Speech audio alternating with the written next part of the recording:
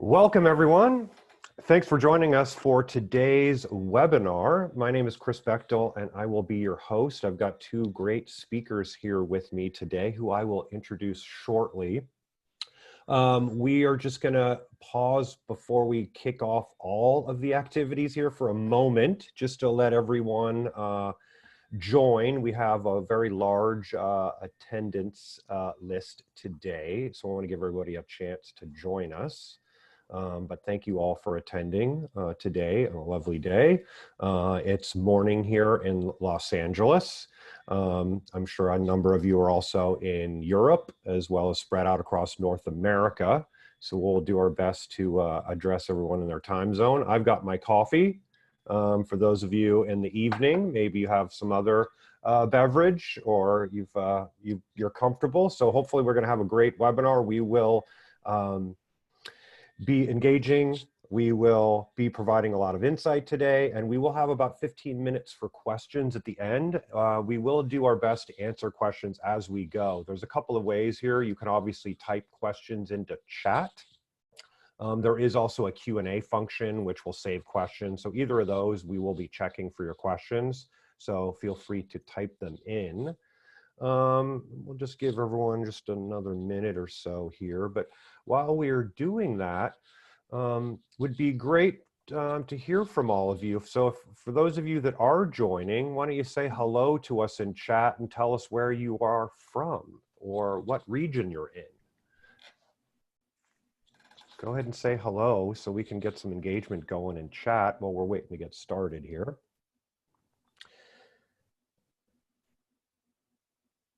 Terrific. And we also probably have a good group. And once you kind of tell us that, would also be helpful. By the way, also, we are all, of course, we are doing this webinar in Zoom now. We all know that Zoom is the dominant platform, it appears, for webinars. So bear with us if there's any technical challenges or anything, what have you. I've done hundreds of webinars, but not in Zoom. So normally when we do webinars, we'll have a poll feature. So the other thing that might be helpful for all of us to hear from you guys is, sort of your experience with AI. So if you want to go ahead and type into chat, whether you're new to AI or experienced, would kind of help us, because we want to do our best today to, both have content that will speak to those of you that have a great deal of experience with AI and those of you that might be a little bit new to it. So we'll do our best to kind of balance both sides in today's webinar.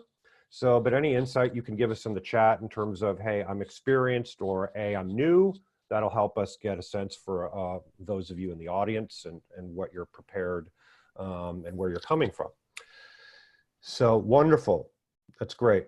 Thank you all. And by the way, obviously, all of you in chat, we as the presenters see all of your chat. You can't see everyone else's. So those of you wondering where it's going, we are definitely seeing it. So thank you for contributing. All right, so moving on. We've got a good group here today.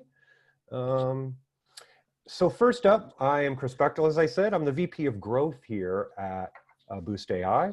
And a little bit about Boost for those of you that don't know us. We are a conversational AI software platform focused on automating areas of sales, service, support, and knowledge. And all of those things across every enterprise is critical. And we are using conversational AI to address the automation needs to both improve customer experience, reduce customer service costs, but also grow revenue through capitalizing on upselling and other capabilities. We've got over 200 plus live agents. We have nearly 1,500, maybe now 2,000 or more certified AI trainers, and we've automated about 20 million plus conversations. So we have enterprise deployments across public sector, across transportation, across banking, financial services, insurance, and telco. So we have a whole industry practices and a great deal of actual real experience successfully delivering projects. And I would say real quickly that the three biggest differences in Boost AI is really our advanced natural language understanding. That's where we really pride ourselves in truly understanding the customer. because if we can't understand, we can't actually help them. The second thing is making it really easy for non-technical people to manage and scale our virtual agents far beyond what's possible with any of the other leading platforms. So those are the real key components. And the third is really getting to market very quickly, as we'll talk about in today's webinar. So while my colleagues have been patiently waiting, we all know that waiting is not something that we want anyone to do, because time is of the essence, right? We don't want our employees to be waiting. We don't want customers to be waiting. So I thank you, Steve and Renata, for waiting. Let me introduce them quickly. So Steve, welcome. Steve is the Director of Training and Implementation at Silvercar. Thanks for joining us today. Can you tell us a little bit about yourself and your background and what brought us to you today? Sure, Chris, and thanks for having me today. It's a pleasure, and I enjoy sharing our experience with everyone. It's been a pretty amazing trip working with you all. At Silvercar, I was originally responsible for training. That role quickly grew into also being responsible for support. And over the last, about the last year or so, it's now grown into the ultimate support role of being responsible for automation and AI within Silvercar, as we've really uncovered a lot of opportunities for exploring the use of AI in solving a lot of our problems as we scale. Good problems, but there are still problems, and scalability being the biggest. Terrific. And so, Steve, we're grateful to have you here today. So everyone on the webinar will be talking through, from Steve's perspective, what Boost AI has done with Silvercar. And now I want to introduce, though, Renata, who is our delivery manager, and she has been working directly with Steve and Silvercar, and she has come from our HQ in Stavanger, Norway, and is now here in Santa Monica with me. Welcome, Renata. Thanks for joining us today. Hi, thank you for having me. Pleasure to be here. A little bit about your role at Boost AI, and how do you help customers make our solutions fantastic? Yeah. I originally started out over 3 years ago as English AI trainer. Back when we were less than 15 people, everyone were crammed into one small room, and been a part of the journey growing the company to over 100 people, which I've been super excited. So I worked as AI trainer, AI supervisor, and now I work as delivery manager for the delivery team here in the US. And the way we work with clients is the client has the role as the project manager. Well, we work closely in guiding them how to do the projects, since for most clients, it's the first time they're doing an conversational AI project. So we work closely with guiding them, training them. We have our own education system. We certify them as AI trainers, and we work really closely with them, building their VA virtual agents and their models. And the goal is that by the end of the implementation, when the client is going live, that they're able to operate the VA themselves, that they're that independent and competent in the solution. That's fantastic. Yeah. And I think, and so obviously for everyone, obviously the AI trainer role and the delivery manager is the direct point of contact for each of our clients. So every client gets a dedicated AI trainer and to continue to ensure that they get their training successful and that they are implementing the project. Absolutely. And it's different from client to client, how much support they want. If they want us to stay in contact daily, weekly, or the amount of guidance they need. So we always customize that as well to the client's needs and wishes. Fantastic. And so back to like the ultimate business problem that we're solving, right? Because at the end of the day, as we all know, that all of the solutions that we all work on need to solve a core business problem. And there are a number of business problems that Boost AI can solve because we are a conversational AI platform that's automating knowledge, support, and sales. Each of those have different business problems. Of course, ultimately, time is one of the big factors in efficiency and a lot of reasons where customers and employees feel frustration, right? And so ultimately, I guess from your perspective, Steve, you know, how, when you first saw Boost AI and conversational AI, you obviously were quite aware of some of the challenges what you were dealing with at Silvercar. I guess tell us a little bit about some of the challenges that you're working on and have been working on, that kind of are around the idea of inefficiency, you know, you know, and also providing better customer experience, because that's critical to the brand. Is that right? Yeah, absolutely. And at Silvercar, we see employees and customers as the same because they have the same problems. They are looking for questions. They are looking for a resolution to something that's keeping them from getting what they need. And being able to get those responses and that information quickly, reliably, and consistently at any time of the day is really important for our customers. Early on, we saw that a majority of our inquiries into our support team were what we consider low-hanging fruit. Very, very common questions that in time become tedious to answer because we're so comfortable. They're so basic questions, but they comprise the bulk of the inquiries that they do slow you down and keep you from doing what you're good at, whether it's a customer service agent facing the customer, or it's an internal HR expert, which we have, who handles benefits, who is responsible for benefits, but has to answer questions of almost 300 people that have different needs, from front end in the field as a concierge to the executive in the corporate office.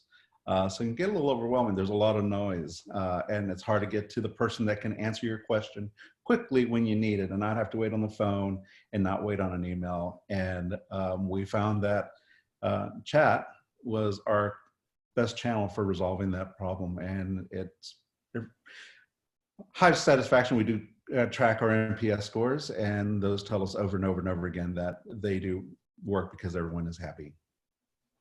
And so this is a great sort of segue. And would you say then that it's probably quite common across most organizations, right? Where essentially employees have a hard time getting the information they need, whether it's HR related or whether it's, you know, product or service related, right? So that they can then help customers, right? And so ultimately those inefficiencies lead to both employees being frustrated and customers having not such a great experience at the end, right? So you found then chat obviously being a super efficient, low cost per interaction, preferred choice because many people are just super used to chat. So I guess when you were looking at some of the challenges that you had in a few areas, you first, you know, how did you you first identified an internal challenge, as you mentioned, I believe, in terms of HR, right? The whole bunch of repetitive questions that HR was getting peppered with that could easily be automated and supported through chat. Is that right? That's absolutely right. Questions like, where do I get my health benefits card? What benefits do I have? What holiday is one of the most popular questions? Do we observe X holiday or Y holiday? Do I have that day off? Those are really common questions that when you multiply it by the number of employee bases that we have, can get pretty tedious with our HR team. We already see that Joy, and we call our internal VA Joy, because our goal has been that she's going to bring our employees joy by being their virtual assistant, and she has, and she's making a lot of inroads into the culture at Silvercar. Maybe we can talk about that later. But just like our customers, needing those responses as quickly as possible and asking, literally, our name is Silvercar by Audi. So all of our cars are Audis, and guess what? They're silver. So the bulk of questions early on for new users who encounter our product is, are they all Audis, and are your cars really all silver? When you get thousands of those questions during the month, you need to find a way to answer them quickly. And the bot brought us the time so we can really focus on quality support, which is what we're here for, that white glove support time. Got it. And now, Renata, if you know, for you, obviously, when you began working with Steve and the team at Silvercar, clearly they had a number of business challenges that they could address, right? Mm-hmm. Both the external customer facing and then the internal employee facing, right? it sounds like, and this is true, is that for to get to prove so that internally they could get a little buy-in, we recommended, and in collaboration with them, we decided to start with an internal project first, right? So That's correct. how do you kind of talk through with a client about finding the right place to start to get comfortable, right? And what have your experience been as in an implementation about, starting internally potentially, or finding a place to get everyone get comfortable so they can see the power of what's possible and then expand from there, right? What would you recommend for everyone listening about how do they potentially decide on where to start? Yeah. So you can take two different approaches there. Either if you want to go, for example, with HR and internal support, like Silvercar did, or you could also do it as more of, if you think about it as a knowledge base for the employees. A lot of companies, they do have knowledge bases, which they keep updating. But rather than having a knowledge base to search in, you can build it out as a VA, which can really help you. So it depends on where you see the biggest pain points are and where you can easily create value and ROI on it. And also what we see is so important is to include the employees on it, that they see, they learn to see it as a coworker who helps them and are able to make them work more efficient, and that it's a tool in their workday, not rather than like a scare robot coming to stealing their jobs. Right. But we've seen that with for Silvercar, but other clients as well who has these internal support solutions, how much it's helping their workday and automating a lot of processes, which can be a lot more time consuming. And now we have the slide here of what we've done with Silvercar in really probably 6 months, I think. I don't know what the time frame is, but there's probably actually about 7 virtual agents. I mean, technically there are 2 instances, but I guess a couple of questions here, a bunch of great stuff we could talk about. The one thing I just wanted to get real quick, Renata, is like most of the folks you end up working with on the client side that are the AI trainers, what's their background? Right? They are non-technical. These are not data scientists and engineers, correct? Correct. Like, Yeah. They are. They're mostly from the call center. My majority of previous clients they've been within banking and financial sector. So banking, insurance, credit management, but also telco, public government, law, and now automotive as well. So for example, we have with the banks, it's financial advisors working at the call centers. It can be the HR people and such working there. Because people working at the call center, they're the subject matter experts. They know everything there is to know, and they know how the end users express themselves. So our software is so user-friendly that you don't need to be a data scientist or an engineer in order to work with it. And we also have our certification as well, our training material, which will teach the AI trainers how to work with it. And we also, supervisors and AI trainers from Brussels work closely during the implementation to teach them how to work with it. So really it's a new role for people working at the call center to kind of build out and operate the VA. And there's so much excitement with it as well, because it's such a hands-on experience to create something like this from scratch, and also seeing the impact they have on it, because Right. they're directly contributing in a new way of communication for the company. And Yep. then kind of to build out a whole new intent, test it out in the chat, and it's like responding, and it's working as intended, and it's a lot of fun. And we see a lot of excitement and joy with it.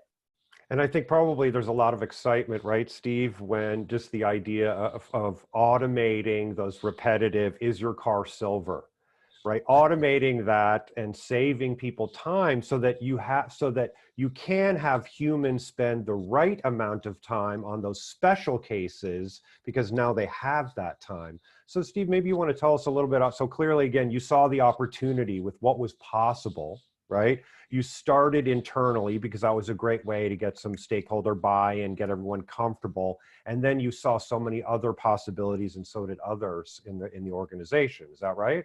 Yeah, absolutely. And, it actually started with knowing that we needed to automate a lot of our processes.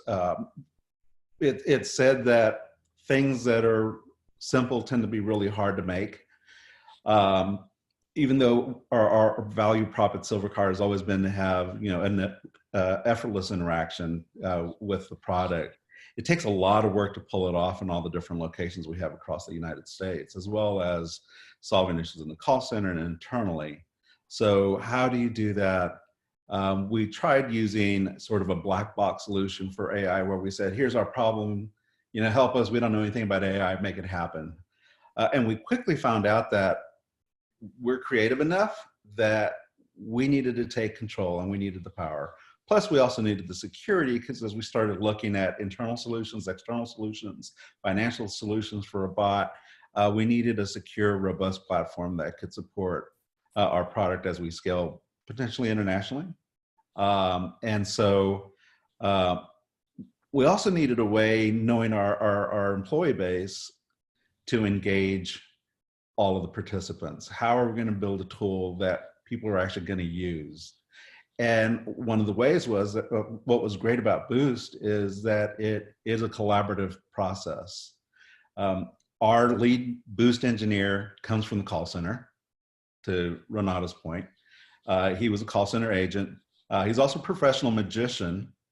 And those skills have been very helpful in making the impact within the company that Boost has. He's very creative, thinks outside the box, so those are useful. One of our lead AI trainers also came from the call center. She created the intents. She created her own, don't want to call it a collections bot, but that's what it is. We don't repossess cars or anything, but people may incur toll fees or traffic tickets that are sent to us after the reservation ends, and we have to reach out to a customer and say, oh, by the way, you got a ticket in San Francisco for speeding. So that process is a heavily manual process, and having come from the call center, all of those people understood the problem that really impacts the business and how to resolve them. So they've put together the job flows, they put together all of the talking points that would help a customer quickly find their answer. And they've been really, really successful at building our bots. And making it a collaborative process has allowed us to get the company involved with the training of our bot. With COVID, we had an opportunity to get in a short amount of time involved in a critical project, which was to post-COVID, our COVID response, and was our first real response opportunity to work directly with our marketing team and communications team. We just had a few days to get it together, but we pulled together an amazing solution, and we couldn't have done it if it hadn't been for the folks in the call center, the people in marketing, people in legal, as well as our own now automation and AI team. We did it in record time. And that's a fantastic, and I think that's a collaborative effort, which really shows, of course, the power of Boost in that we had a whole bunch of pre-built intents around COVID and some pre-built knowledge there. But then again, also with the ability of the AI trainers on your team, right? For us they were empowered, which is, I think, one of the things, again, that you saw early on, Steve, was a big benefit, was the fact that you guys were empowered. You had the control. You didn't have to be engineers, like you said. You could have your real team members that came from the call center that really knew the content, and they have the power with Renata and our team's support, but ultimately Absolutely. the power to do it on your own, right? It's your training, it's comprehensive training, the excellent support from Renata, and ultimately the goal that we're being taught to fish. We're not having to rely on anybody else. We're in a safe space. We can explore new possibilities. That's why we're looking at integration into internal bonus programs. We just had a meeting right before this one where we're going to integrate our performance program into it. And we're building an entire launch and education program with marketing's help on all of the improvements now that we have with Boost, and which we're embedding in Slack. So she's our employees' trusted advisor. That's Yeah. fantastic. Virtual coworker. And so everyone on the screen, you can obviously, all of the integrations that the team has performed. Again, internally, I think Steve's team has actually done many of these integrations on their own because we have API, controls built into Boost. Obviously, we have some support we can provide if there's an integration that we haven't done before that's not pre-built into Boost. But again, a lot of these integrations were quite simple to set up, I believe. And again, made the solution more impactful and easier to access. And it's an amazing tool that we have the ability to chat. It is AI chat, but the integration component, that's the secret sauce. That's let us open some amazing doors for us and opportunities that we're certainly going to take advantage of over the next few months. Terrific. So I guess so moving on to our next slide, there's so much here, obviously. I want to make sure we have enough time to get to all of our good questions, because we do have some good questions coming in. So clearly we talked about the ability, for a bot to be quickly spun up, so to speak. And that's something we'll get to also, some details here in a moment. But clearly, obviously when Steve and the team at Silvercar started with Boost, no one, of course, could have anticipated a global pandemic. And unfortunately, that is what showed up for us. But again, with the power that you had, and we just talked about, you were able to quickly, within how many days did we get a COVID-19, virtual agent? How many? It was like with less than a week that we got that up, correct? That's true. We marketing showed up and they said, "Hey, Steve, can your team do this?" I said, "Absolutely. Help us with the content. We'll get it done." And they're like, "Great. You have 3 days to do it."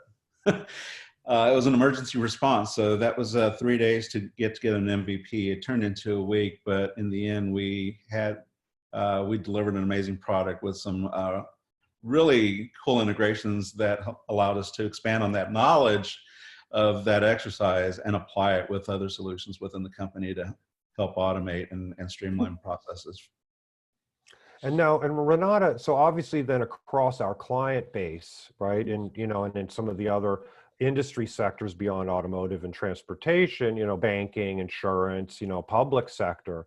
Talk to us a little bit about, we saw huge increases in traffic across our existing clients, and they were easily able to handle it. Right? Tell us a little bit about that. Yeah, absolutely. So one of the great things with us is, with our solution, is that we host on the cloud. So if you do see a lot of traffic coming in, it will auto scale if you need an additional server that necessary. We haven't had we haven't had a need for it so far as I know. But what we saw, like the first days of when all the countries went on lockdown, for example, that was, for example, the insurance companies, the amount of traffic which came into them because there were travel bans. And people were worried, what happens with the travel book? Will it be reimbursed? So there was a lot of claims and questions regarding travel insurance. Later, we've also seen that for the banks regarding their mortgages and other loans. They're asking to defer payments and forbearance on their loans, and also for public government. For example, the Norwegian Labour and Welfare Administration Service, which handles the unemployment benefits in Norway. And they've saw, in addition, the most busy days for them, the VA have done the work equivalent to 220 people. 220 people. 220 people. They've had extra people on support as well. So I think it was 70 extra people temporarily on phone support. But if you think about the VA is handling the work for 220 people, like imagine all those people waiting in queue to speak with someone. And if it's a simple question then, which you're able to automate, and they can get immediately help rather than having to wait for maybe a couple of hours before they can get through when their lines are too busy. Like a VA provides help instantly. And we also see that with our Communicate solution as well. The majority of the questions from the citizens are coming outside of normal office hours. Yeah. And so Mhm. I think that's fantastic. And so, of course, 220 people, I mean, there's a lot of benefit there, right? So clearly, ROI, return on investment, clearly that means, okay, you don't have to hire those 220 people, right? So there's a Mhm. lot of value there. But it also means that customers or citizens who have needs are not being frustrated, because that Exactly. also can have a heavy cost on a business, right? When Mhm. customers' time is wasted. I don't know about all of you, but that's one of my most frustrating components, right? Most of us, when we are trying to get help and we feel our time is wasted, it is the most frustrating component, and will make most of us just want to leave. Now, obviously, we need services from a government in terms of unemployment. People will wait, but it's not going to make them happy, right?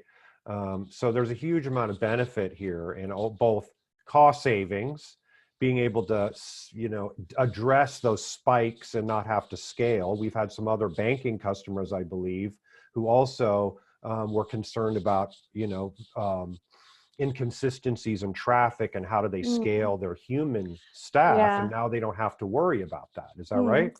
Yeah, absolutely. And also just with training the VA and new knowledge as well, because you can instantly update the replies of the VA, and it's updated like this in production, and you can add new intents, train the VA, and you can publish new information in a couple of hours. So you can quickly respond to a crisis. Yeah, that's fantastic. And I think for your background, Steve, in training, and I think this is probably a big one that we've talked about, is consistency, right? So you see this also in being able to, as things change and you have new policies and, being able to quickly disseminate consistent information to the people in the field. Absolutely. Yeah, the COVID is a great example of that. COVID impacted the business. It impacted reservations. It impacted how we deliver our product. It impacted how we accommodated reservations. All of those things generate phone calls.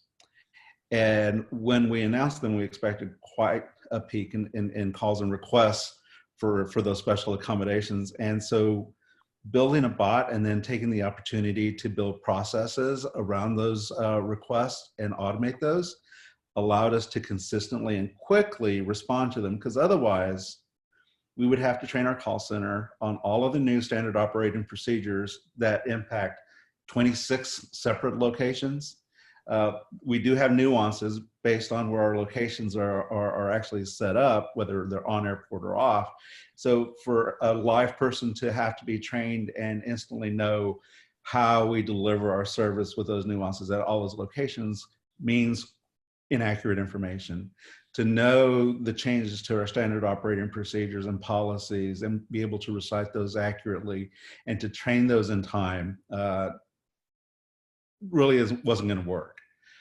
So we needed to make sure that our agents were reserved to uh, addressing really the white glove solution, the anomalies, things that nobody could predict, and address those accordingly and solve them. And while we left all of the low level, the rapid knowledge related questions to the bot, and even the request to extend a reservation and a request to make a one-way reservation, all totally new processes to Silvercar that we had to create, quickly spin up and apply operating procedures and policies to, and rely that that message was going to get across accurately and not generate any more calls was a challenge. And that solution that we delivered so quickly really impressed everyone at the company. That's fantastic. And I think, again, back to the role of this, the AI trainer, because so again, like having, your AI trainers come from the call center and come from that experience that allowed them to, again, because they know the content, they know the answers, they know what the reps are going through probably, right? So I guess, a little bit about the process. Renata, so like when we're implementing a solution, clearly, what's the role of the client's AI trainer and how do they contribute? How much of the, in terms of the building of the responses, in terms of like how critical is that knowledge? Yeah. So we have a full education team at Boost, which creates our learning materials. So it is an online course. It's a mix of videos, practical assignments, which you do on a test server, certification server, and then quizzes. So that kind of gives you the tools to get started. And then together with the client, we scope out the use cases, what we want to build. We identify the intents and we create the intent hierarchy. And then together with the client's AI trainers, Boost and partners AI trainers, if we have a partner in the project as well, we'll work with the client building training data, test data, and replies. And we'll have daily meetings to go through the training rounds and analyze the results. We have great tools for the analytics parts of that, because we don't want it to be a black box. We want to empower people to understand how this works. And so as usually in the beginning, it might be like Boost taking the lead, explaining why isn't this working? Is it a missing synonym? Do we need more training data? And towards the end, it's the client's AI trainers who taking the lead on those meetings, analyzing and explaining how do we improve these. So you take that as well, and also depending with just building a conversation in the chat as well, it's different how you structure the replies and how you would do on a website. So that's kind of like it's a whole different discipline as well, and kind of like an art. So we have Cameron Taylor, who's our internal expert at Boost, who does research on this. So often you'll focus on that. If you'll include, for example, also the communication team, marketing team, maybe the legal team as well, to make sure that we're adhering to the rules and policies we're communicating outwards. So it's a collaboration project. So you need to kind of have the project controls in place, and because can be several different departments within a company which interfaces this project. Fantastic. And so, I'd just like to add really quickly that there was a side benefit that we came across as we started to use Boost, and that's the training and the certification at the end. At Silvercar, we really value continuing education and training. We spend a lot of money on that, and it doesn't even necessarily have to support the company directly. We have a lot of channels for training. The certification and training component really allowed us to provide an easy upskill for our employees that they could benefit from. So it was a win-win solution, and it's a great motivator for people to go through the training process and get the certification in the end that they can hang on their wall. I mean, that's a wonderful piece. Yeah, and I think that's really, obviously the world is changing and evolving quickly, right? The roles that are out there, and I think this is an exciting role. Again, you don't have to be an engineer, you don't have to have a background in data science, and now you're transforming from answering repetitive questions to, wow, how can I automate this, and what are all the possibilities here?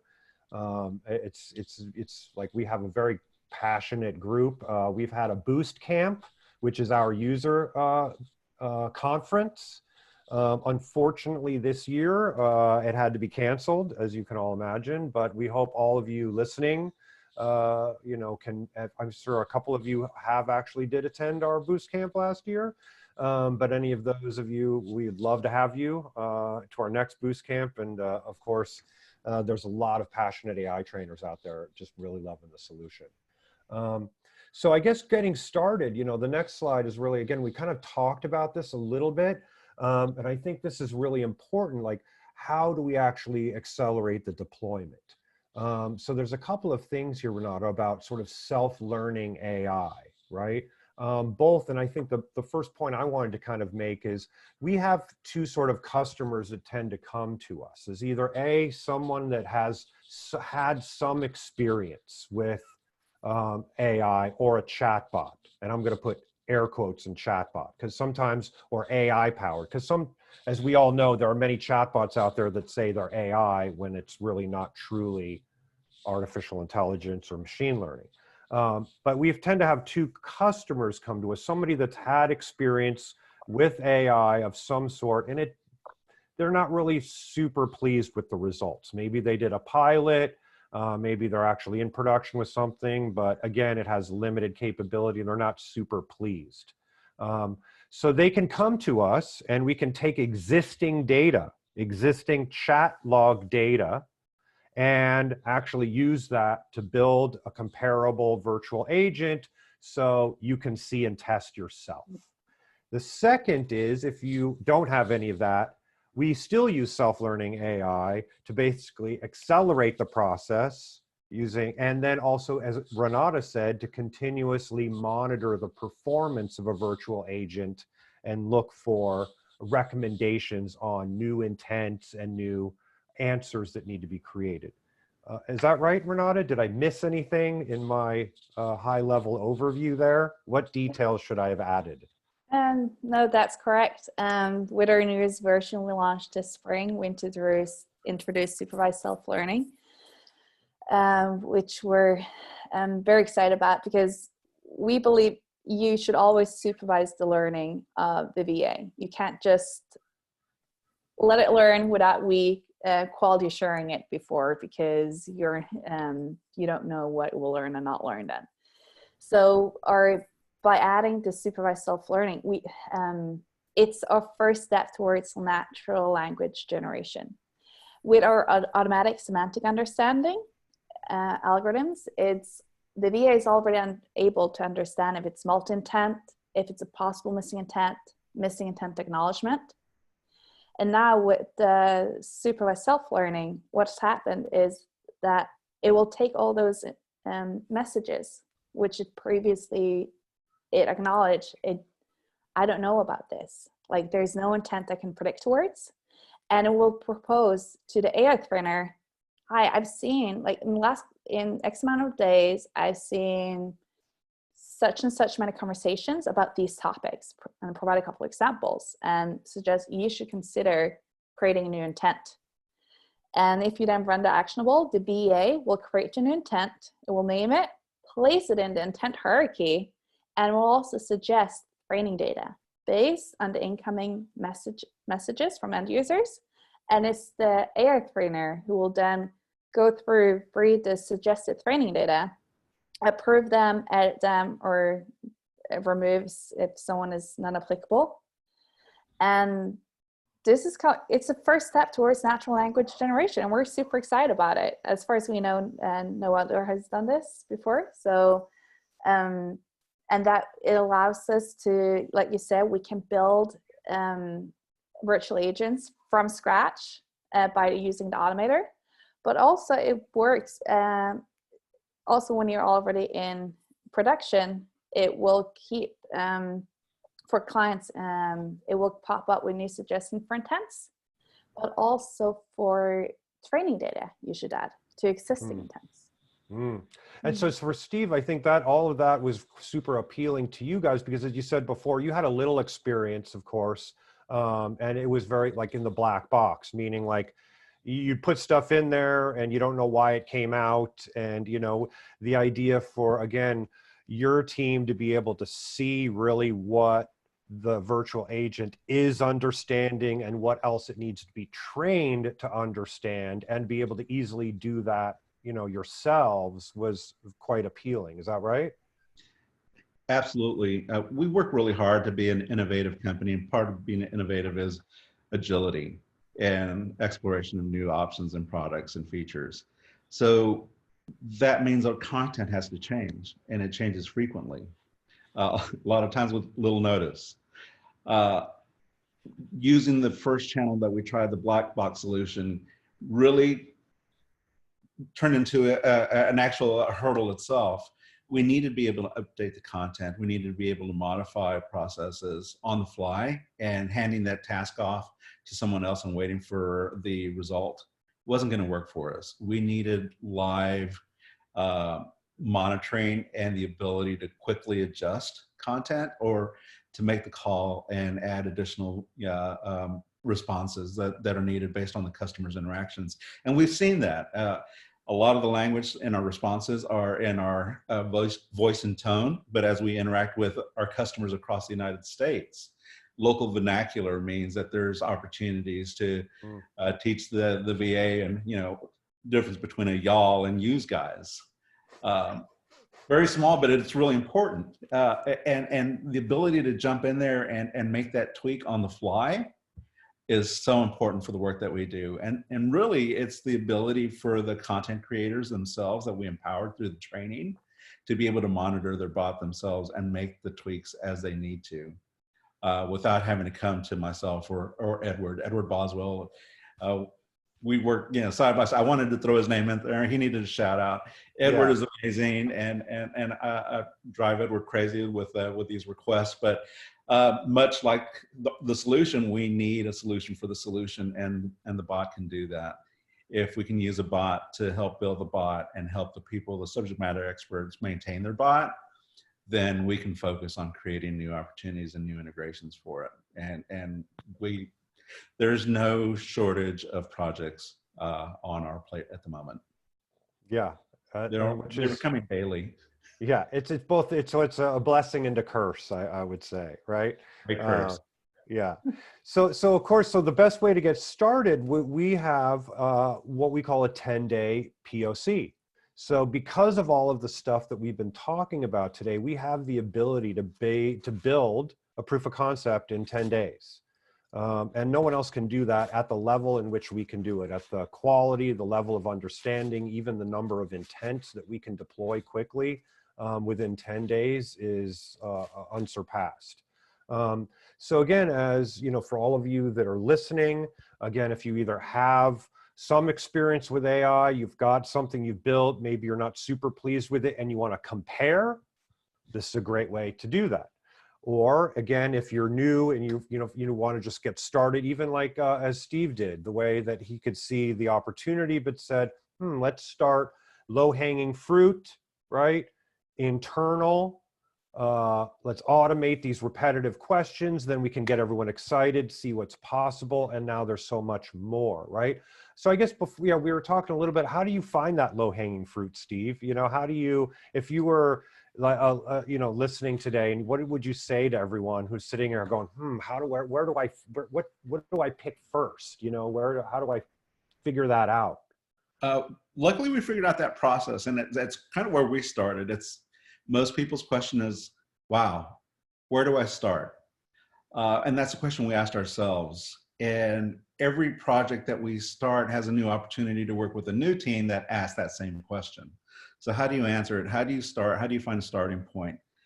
Whether you actually have the metrics and the reporting to track your interactions that you have internally or externally. If you don't have that, you also have the subject matter experts who will tell you, oh my God, everybody asked this question. Take the top 5 questions that people would love to automate. Those are your low-hanging fruit. And you quickly find out that those 5 questions have maybe 2 or 3, maybe 4 questions associated with those that will allow you to build. But take your low-hanging fruit, take the things that really take up people's too much time, take up their time, all the noise in our daily life. What is that noise? What can we do to get rid of that noise? Identify those pain points and address those directly. And before you know it, you got the trust. Because, wait a minute, we're talking about a bot. The bot's going to take my job. No, it's not.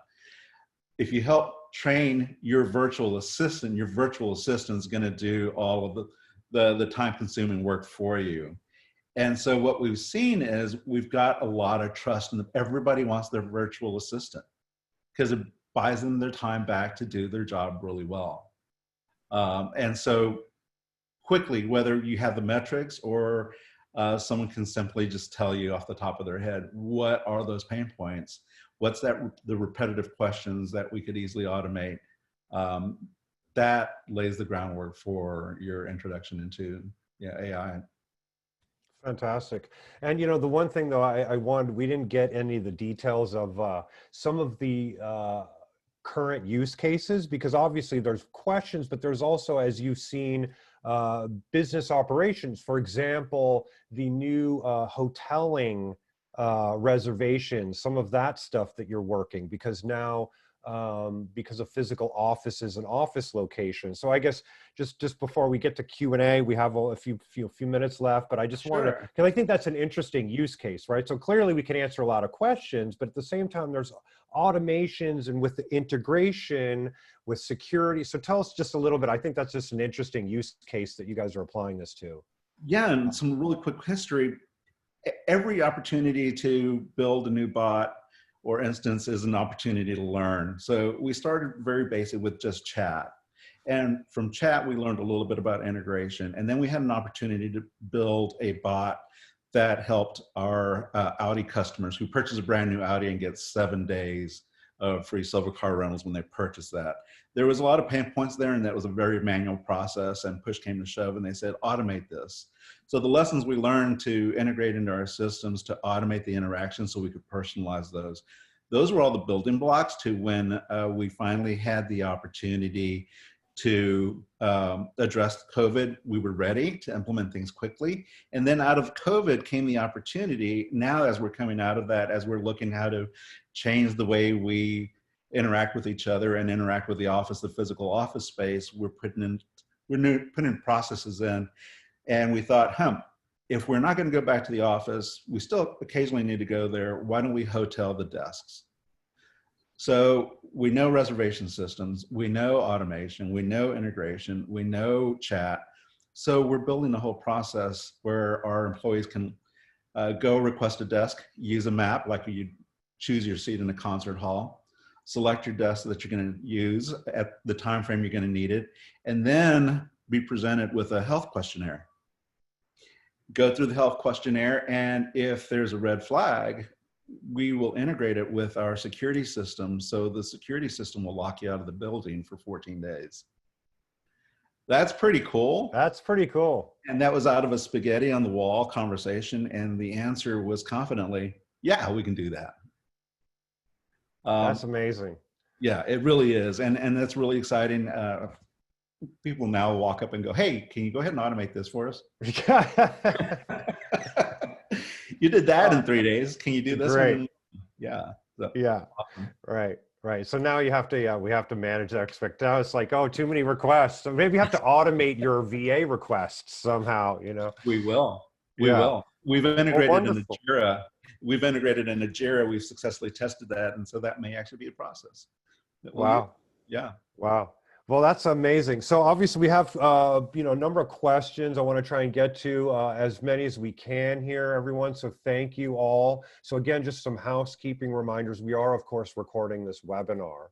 So we will be sharing the recording and the slides with all of you. So in case you missed anything, definitely please feel free to share with a colleague. Obviously, if you have any questions that we were not able to answer during this webinar, we'll be reaching out to you. You can certainly address any specific questions. We're happy to give any one of you a very specific demo, answer very specific questions if we are not able to get to them here. But I think just a couple of quick questions, and this probably the first one for you, Renata, is a little bit about,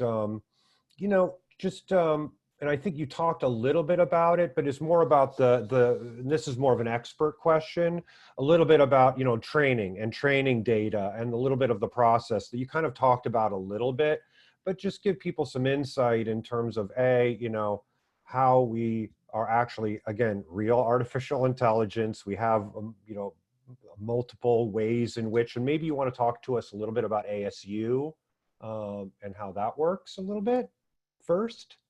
But I think that could be helpful. You're muted, by the way. I'm sorry. Okay. So we come a long way since I first joined the company 3 years ago. We've always had excellent NLP, NLU. We outperformed a Swedish VA in Swedish when I was only knew Norwegian when it was a month old. But when I first joined, we had to have a minimum 100 training data on each intent.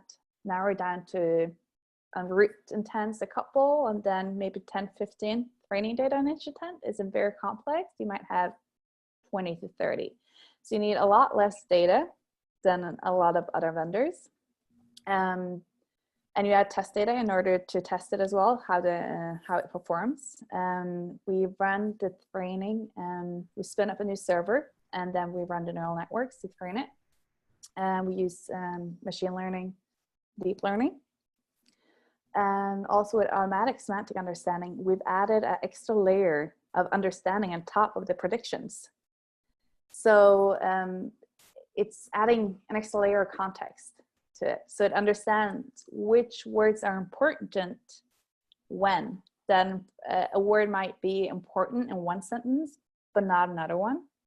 So it's able to understand all that. It's able to understand multi-intent, possible missing intent acknowledgement.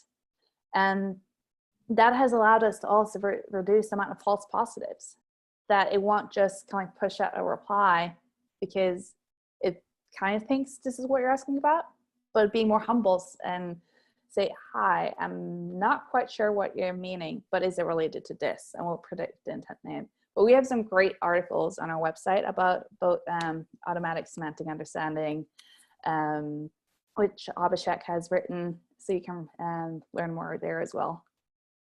That's fantastic. And I see our Edward has a great comment here, Steve, for us, right? So Edward is the AI trainer that Steve mentioned at Silvercar, and Edward is amazing. You're awesome, Edward. Thank you.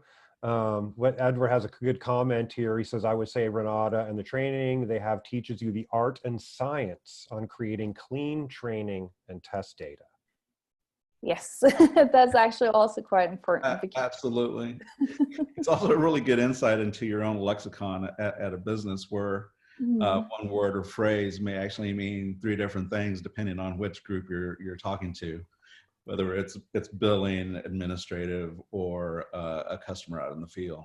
So it is an art. It is an art.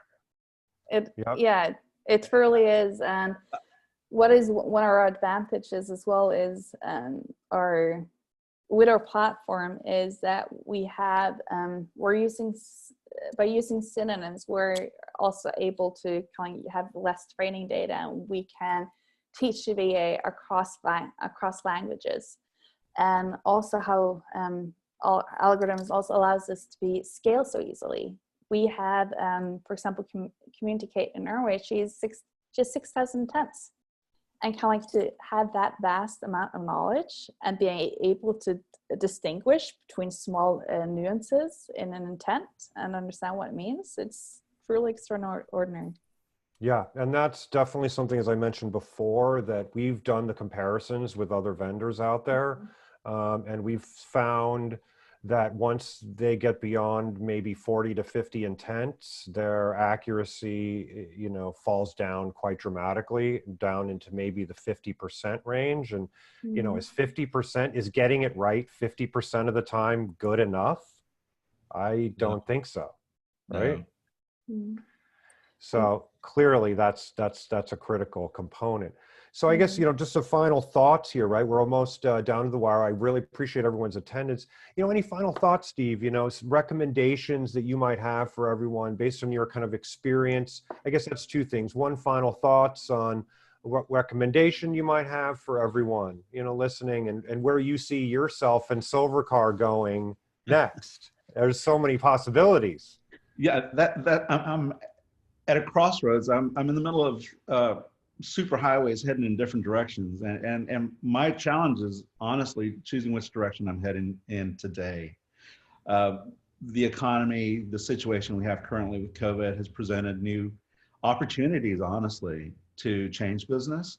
And with those new opportunities, AI and automation are going to be really key. And I've seen a lot of requests, not only internally, but externally from other businesses who are keen on taking advantage of that technology to solve their problems.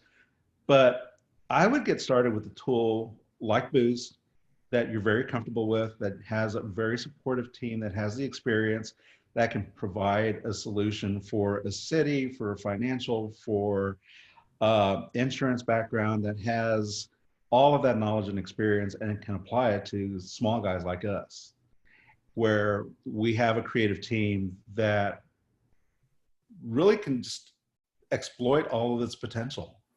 And even some that we may not have seen, because I know I stress Renata when I have a new idea. It's like, hey, we want to do this. Can we do it? And she's like, sure, why not? And then we knock it out. It's that partnership. It's having that partnership. It's having the education. It's having the spirit of exploring outside of the box, and that you have a wide open frontier and a new technological format that benefits everyone. And one last thing I would have to say is we are still talking about business, and we wouldn't have these opportunities and we wouldn't have growth if there wasn't a direct trackable return on that investment. Bottom line, we haven't had to add to our call center. We increased the business. We haven't really had to adjust the call center because we only have 8 people in the call center. Wow. Yeah. So the rest of it now you can handle huge volume if you need to. Absolutely. Yeah. Yep. Yeah, I think that's great. I really appreciate those final thoughts, Steve. I think that's absolutely fundamental, because we are talking about customer, reinventing the customer call center experience. And really that is because it's about continuing to provide stellar experience without also sacrificing the human element, because it's still important. We just want the humans to be there when those critical white glove situations are required, right? Absolutely. Absolutely. And final thoughts for you, Renata. What, for everyone listening, what would you recommend for those that might be in a similar position to Steve? What would you kind of recommend? How do you want to leave us today with your final thoughts?